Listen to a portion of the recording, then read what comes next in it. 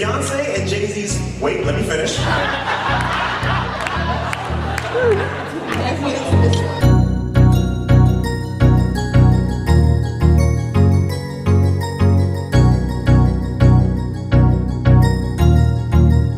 That's good.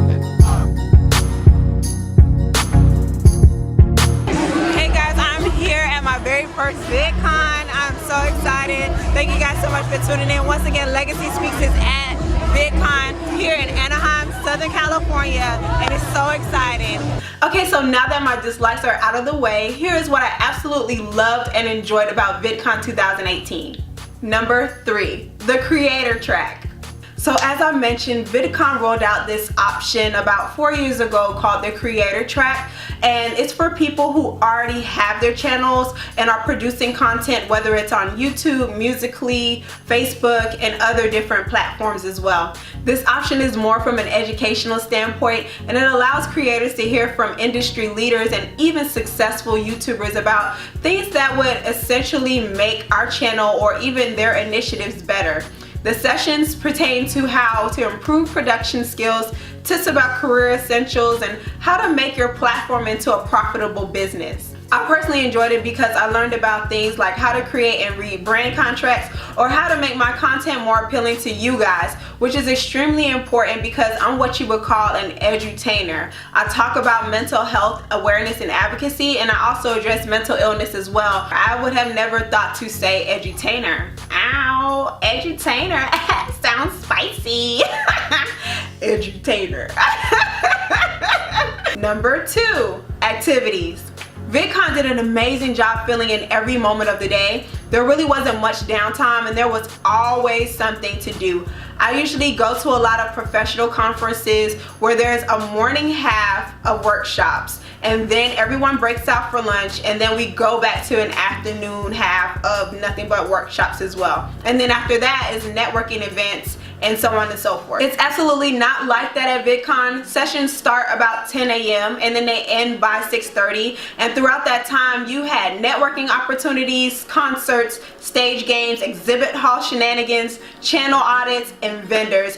It was definitely a lot. Even if you needed to take a break, you would find yourself getting caught up in the hallways and the open spaces because you might just run into your favorite YouTube channel artist. Like, for example, I ran into Sean from Video Influencers and Think Media, and I got a chance to interview him as well. I also want to point out that everything flowed well because of these awesome VidCon badges as well as the little wristbands. It was really cool because all you had to do was just walk up to the little podium and just scan, and then you're in and you're out. Badges showed where you were supposed to go. So good job VidCon for that, because the flow was really, really good with these two things. Number one. And my top absolute favorite thing from VidCon 2018 was the YouTube Black experience. I appreciate VidCon's efforts to be as inclusive and multiculturally competent as possible. The space promotes education and awareness about issues affecting marginalized communities, particularly those who are non-binary or non-white. When I started my channel, I had no clue that there were social issues on YouTube. Most of the people that I personally subscribe to are non-white and successful. I typically go after content that is a representation of myself, a person of color with locks or natural hair who is on a journey towards becoming their best self while also empowering others in my own unique way. But being able to connect with fellow creators of color, specifically YouTubers who are Black, and learning about their own journeys from a branding perspective and standpoint really opened up my eyes. I went to a panel called #YouTubeBlack where Miles J. Kingsley, Akilah Hughes, Amber from Amber's Closet, and Ari Fitz talked about things that we personally face as creators of color, such as our content not being supported by YouTube's new algorithm, which causes us to have fewer views or have issues with the SEO. Amber from Amber's Closet shared her personal story about the race pay gap and how she had to find out that Black YouTubers are offered 20 to 25% less in branding deals because many companies undervalue our influence. Here's a clip of Ari Fitz talking about tokenism when it comes to marketing on the digital platform. We're going to continue to pour all of this money into like innovation, R&D, etc. You need to balance the weight across everyone's shoulders. Like there's no reason that I should carry so much weight on my shoulders. My ancestors did that enough, okay? So I feel like that's the issue, and I feel like that's why one person, one trans person in the room, one bisexual man in the room, one black woman in the room is not gonna cut it. Like it doesn't make any sense. It just actually doesn't compute. So that's the issue with tokenism, and that's the issue when we like, they're like, oh, well, we threw so-and-so in there, like, you can do a lot more. Like it's not that hard. There are a lot of black, I mean, maybe I can't count 50 people, like 50 black people. I'll do that later, but yeah. Like they were all at YouTube Black. There were a lot of creators at YouTube Black. But no, I think these are really like strong salient points. Like, I mean, you can't be what you can't see. As you can imagine, it was truly enlightening because when you're on such a diverse platform like YouTube, where everyone has an opportunity to just create and thrive, you tend to forget that there are some systematic things at play. Taking hashtag YouTube Black into a broader scheme of things, it was lit. I got a chance to meet and chop it up with Shameless Maya, Shan Booty, and my boo thing, Ari Fitz. I literally had to tell Maya, excuse me, but I'm geeking out right now because she is my ultimate channel inspo. After the panel, I went up to Ari and I got a chance to talk to her. She gave me a hug, y'all. And I told her, I was just like, you know, when I registered for VidCon, I put your name down because I really wanted her to be here. I really wanted to see her here. And she was like, oh, yay. So you're the one who brought me to VidCon, y'all. When I say I was just like, girl, don't talk to me like that. We besties now. We are besties. So it was just great to be in a room of people or a room of creatives who love what they do and really care about their fans or the people who watch them, who really take the time to speak to those who are in the audience and to make them feel unique and special in their own individual way. No type of elitism, no type of towering over you or, oh, I'm better than you or I've been in the game longer than you. Everybody was so chill and they provided some authentic advice. They were so down to earth, and that's one thing that I really loved about whether the YouTubers were black or not. Everybody was just willing to talk and share and be able to just support one another and provide insight or provide some type of information that will help you do better on your journey. Like, cause there's money to be made on this platform, and it's not only money, there's lives that you can definitely truly transform. I always talk about how we are all on the same journey. We're all on the same journey, just doing so many different things simultaneously while living our own individual lives. So to be in such a creative atmosphere that was so positive, that was literally just one of my best experiences ever. And I think that's what will bring me back to VidCon, not only next year, but years to come eventually, because I see there's a lot of changes that are being made with YouTube, especially as a new creative. But I am just so happy and so blessed and so grateful to have experienced that, particularly with what's going on in the world, you know. So much negativity, so much hatred, so much, you know, just bashing of other people, and to be in just such a positive atmosphere with people who love what they do and do what they love, that's just so inspiring. There was an Afro-Latina inspired brunch on Saturday where you can find all types of black cultural dishes, from griot, pigeon peas and rice, to Cajun chicken and beignets.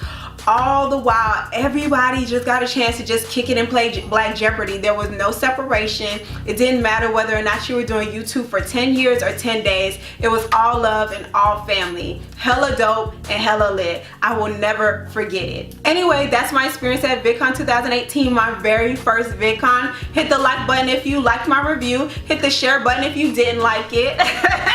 And if you were at VidCon this year, drop a heart in the comment section below. Thanks so much for tuning in to another episode of Legacy Speaks. Don't forget to like, comment, subscribe, and share.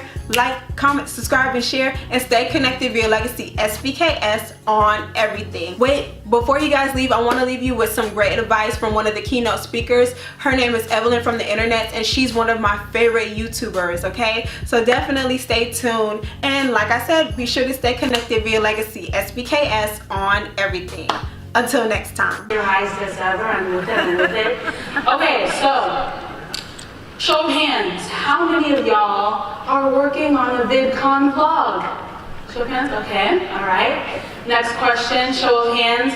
How many of y'all probably won't edit or upload that vlog till late July, early August, because that's how life works? Thank you for being honest. Okay. Final question. How many of y'all didn't even bring your camera and you said Instagram stories is just gonna have to do for now, the people are gonna get it? Thank you. I'm not gonna do anything. So hello. My words. Okay. Hello, my name is Evelyn, and I admittedly do not keep up with my numbers. Okay, I am one of those people. I did that professionally for clients in my 9-to-5 job, so I'm officially allergic to analytics. But I thought I am on this VidCon stage in front of so many people. Oh my God. So I thought I would dive into my metrics and ruin my day so that I could empower all of you. Okay, it's the least I could do. Okay? So, thank you. So, of everybody that you've seen today during this creator keynote on this stage, when you factor in that I've been on YouTube for almost 10 years, I'm happy to report that I have the slowest growth and the least number of subscribers.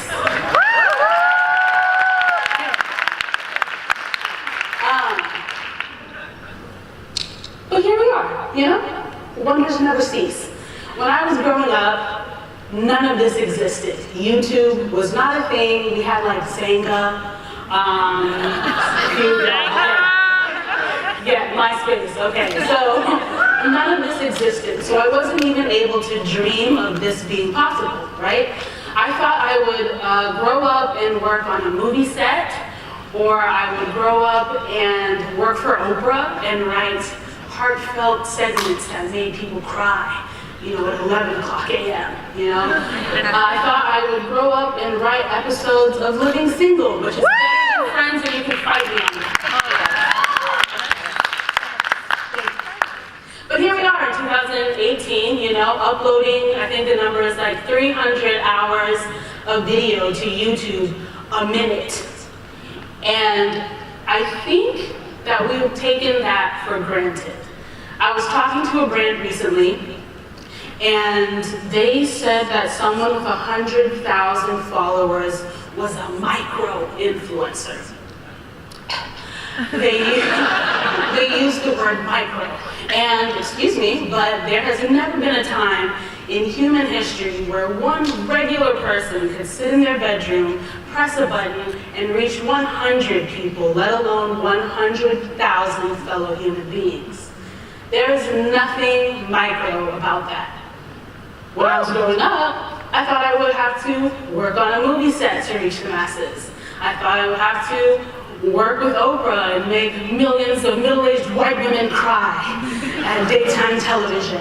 Or I thought I would have to grow up and write hilarious episodes of Living Single to reach the masses. And if you don't know what Living Single is, it's on Hulu.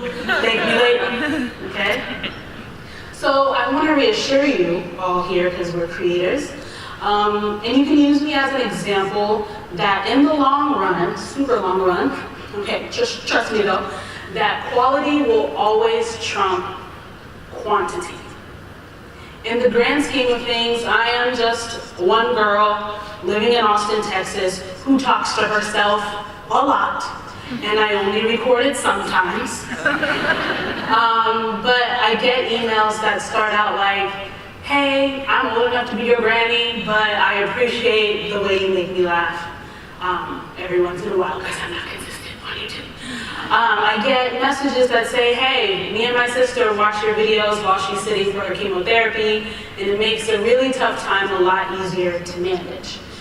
And of course, every once in a while I get comments like, yes, queen, my queen has uploaded Slay, I live, I stand.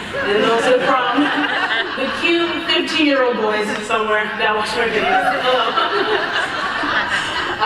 There is nothing micro about any of those people. And I think about how wild it is that some of y'all have found me on the internet. I think about how wild it is that Beyonce found my Lemonade review and decided to play it on her world tour. Thank you. I like to think that it was actually Blue Ivy that held up her Wednesday iPad and said, look, Ma, It's funny. But I don't know, I stand before y'all today sharing a stage with some of the most creative, impactful, and original people on the internet. And when I was growing up, that sentence was not possible for me to say. So there's nothing micro about that. There's nothing micro about any of us in this room. So please remember that.